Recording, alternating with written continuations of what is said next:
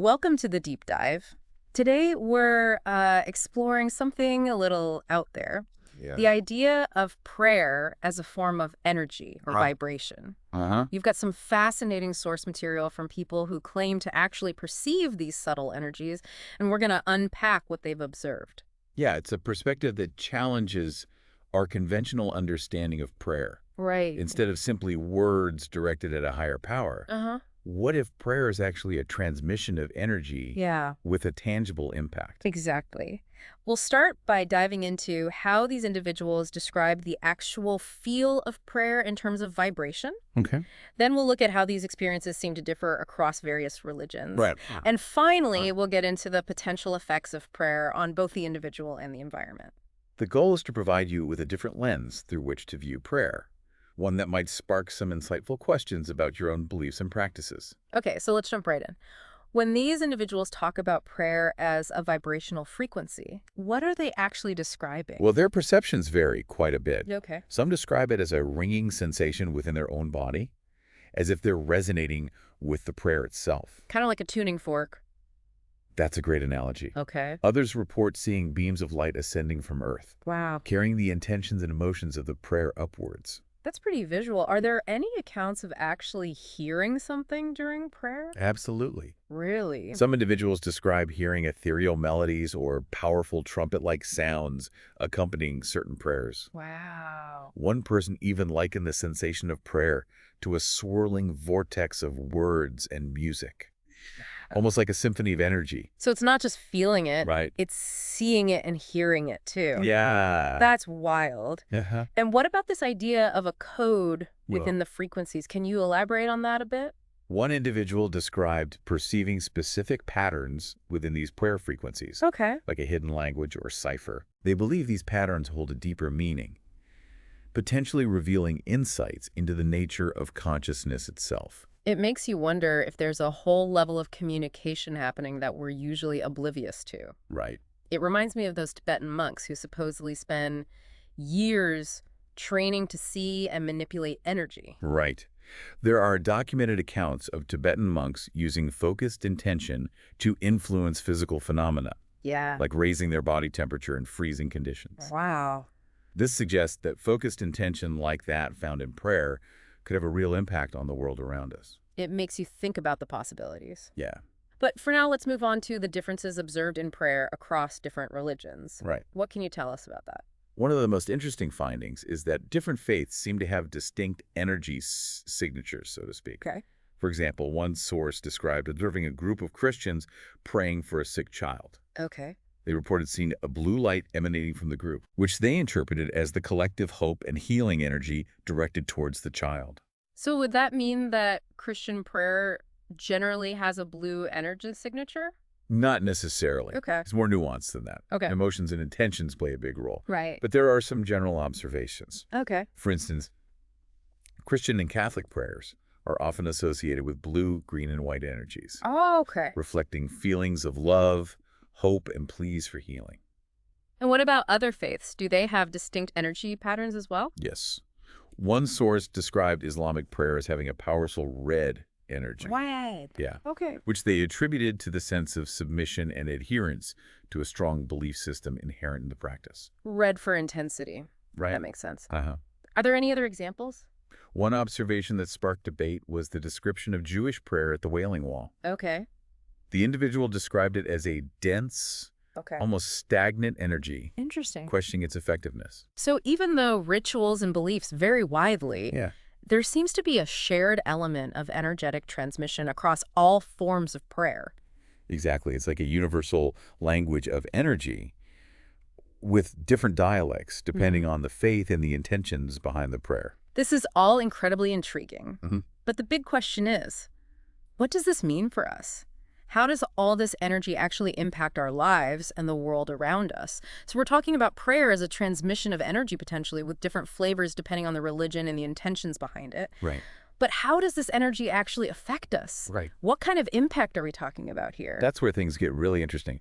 It's not just about sending out good vibes. Right. It's about how that energy interacts with our own energy fields and the environment around us. Okay, so walk us through some of the observations. Okay. What have these individuals noticed about the impact of prayer on our energy? One observation that stood out was the difference between spoken prayer and silent prayer. They suggest that speaking the words aloud has a more pronounced effect, Yeah. almost like a megaphone, amplifying the signal. So it's not just about the thought, it's about the vibration of the actual words themselves. Right. That makes sense when you think about sound as a form of energy. Exactly. And they've also observed that prayer with focused intention and feeling Okay. seems to create a more coherent and powerful energy flow, Right. while rote recitation, just going through the motions, Yeah. results in a weaker, less directed energy. It's like the difference between really meaning what you say and just saying words without any heart behind them. Precisely. Yeah. And think about this. Okay. Even the posture we adopt during prayer seems to have an effect. Oh, really? Hands clasp is described as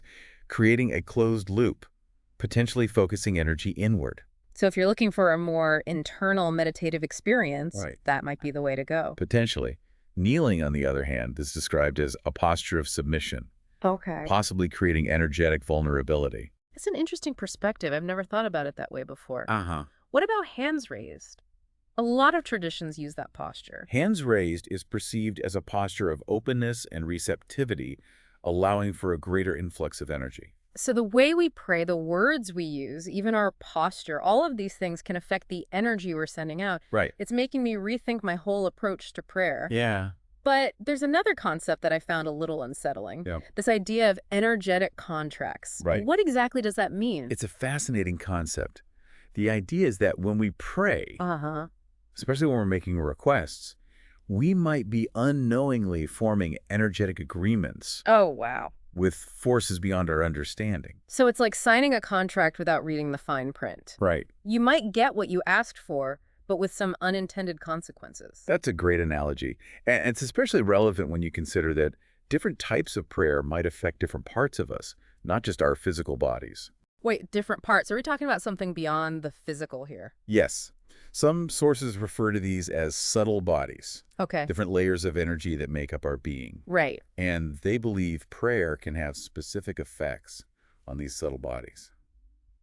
Okay, I'm intrigued. Yeah. Break this down for me. Okay. What are these subtle bodies and how does prayer affect them?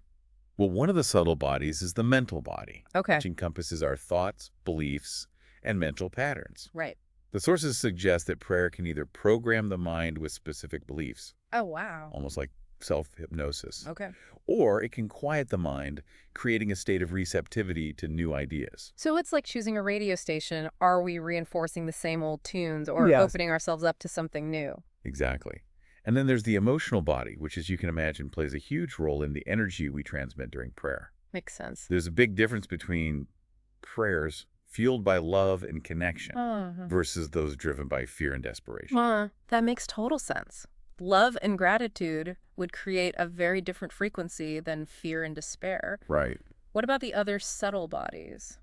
There's also the sexual body, Okay. which might seem unexpected in this context, but sources suggest it can become either energized or depleted during prayer. Hold on. Prayer and the sexual body. How does that even work?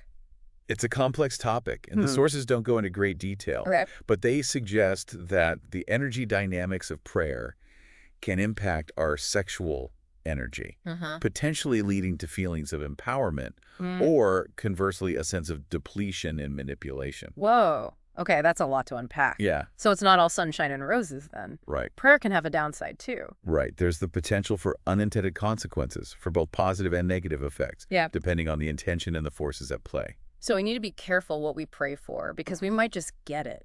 And that's not all. Okay. It's not just about individual effects either. Uh. These sources claim that prayer can be used for both healing and harm, depending on the intention of the person praying. You're saying prayer can be weaponized. That's what some of these sources suggest. Wow. They talk about black magic practitioners who use prayer as a tool for manipulation, twisting the energy for harmful purposes. That's pretty dark. Right. And it makes you wonder about the role of places of worship in all of this. Uh-huh. Are they just neutral spaces, or could they be playing a role in this energetic dynamic? That's a great question.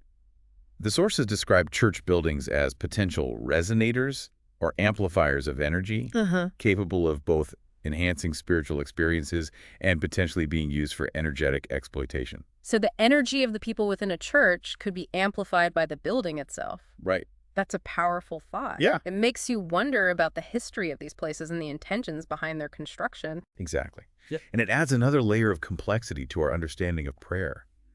If the environment can influence the energy of our prayers, we might want to consider the places we choose for our spiritual practices.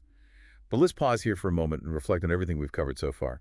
What stands out to you as the most significant aspect of all this? Honestly, it's a lot to process. Prayer as energy, Right. subtle bodies, energetic contracts, Yeah. the potential for both healing and harm, it's mind-blowing. I guess what really sticks with me is the idea that we're not just passive recipients of grace, but active participants in shaping our reality through prayer.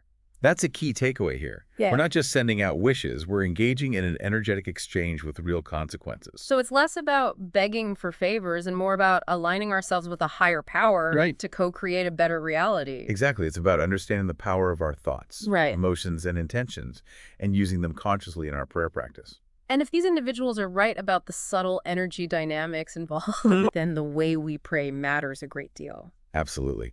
It's not just about the words we say, but the energy we imbue them with our posture, and even the environment we choose for our practice. It sounds like we're moving from Prayer 101 to Prayer 2.0, from reciting memorized words to becoming conscious architects of our own energetic reality. That's a great way to put it. Yeah. It's about graduating from a transactional view of prayer to a more nuanced understanding of its power and potential.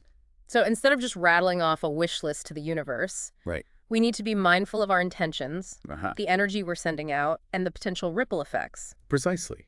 It's about asking ourselves, Okay. what's the deeper purpose of this prayer? Right. What kind of energy am I bringing to it? And what are the potential consequences, both intended and unintended?